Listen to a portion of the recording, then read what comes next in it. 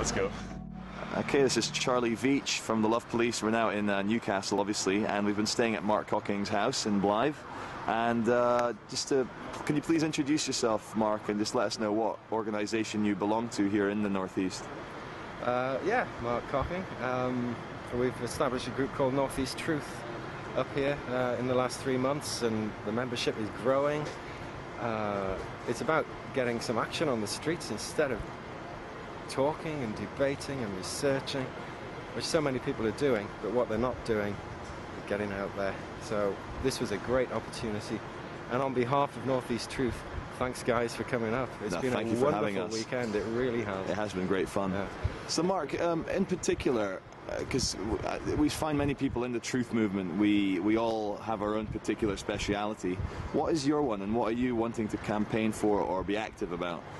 Well, I've always considered myself a bit of a generalist. I have an overview into most aspects, but the key one for me has always been the Bank of England, the issuance of the currency, because it goes right to the root of those that are controlling the system. It doesn't matter how you think they're doing it or the various methods by which they do it, it all comes down to the issuance of the currency. And that is illegal, immoral, and can't be defended. So we want to take this to the government, question them in public as to how they can possibly allow an organisation, a private group of individuals, to issue our nation's currency as a debt, which causes all the poverty and so much more. So we intend to go back and take our country back at some point. What does it say about human beings that money is issued as a debt? What amazes me about that is that even if you take someone on the street, if we were to get these people who are going to walk past shortly and say, do you realise your money is issued as a debt?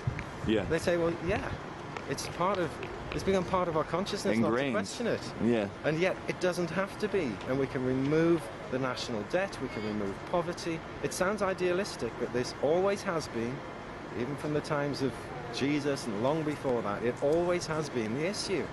Keeps coming back, but people don't grasp it intellectually because it's so simple. Okay, and just for the viewers who might not be so familiar with this concept, once we stop issuing money as debt, how would you see money being issued going forward? Well, it would still be, initially, we would issue it in exactly the same way. It would come from a central bank. Only that central bank would be our central bank. We would have issued the currency. We, the nation, not the people. And the benefits roll on from there. The key benefit is those who control everything in whatever way no longer can manipulate the economy. Yeah. And we can take this message to the world, and other nations will follow too. So it's almost a message of human sovereignty over the private individuals who've been running things for a long time. I think you summed that up perfectly. It's about human sovereignty. We've all got complaints about the governments, but we can take them out of the equation. Thank you, Mark. Much appreciate your time, and we'll see you soon. Yours, mate. Thank you very much. Okay, so we've been in Newcastle now for about 36 hours, and yeah, we did investigate the crimes of shopping and not loving, and what we found is that the police up here are very, very friendly compared to the Metropolitan Police. Must be something nice in the water, keeping them docile, perhaps. And we've met up with Mark Cocking, and we've gone into adventures into central Newcastle. We found that the private security here are 10 times more violent than the police here, which makes you think, is it a matter of training, or is it the fact that people who want private security jobs just like violence? We've also found that in the centre of Newcastle, just like the centre of London, most areas are now designated private property, but it is not really private property, it's corporate property, and you can be there anytime you like. We've decided to do our outro, our finishing here in front of the Baltic Flour Mill, which says a very, very important message to the people of Great Britain, that you outnumber the ruling classes about 10 million to 1. Well, not quite that, but I'm exaggerating, but there's a lot of us compared to them. So there will be a victory for the common people, for the normal people in this country. It's just a matter of everyone getting off their bums and actually doing something.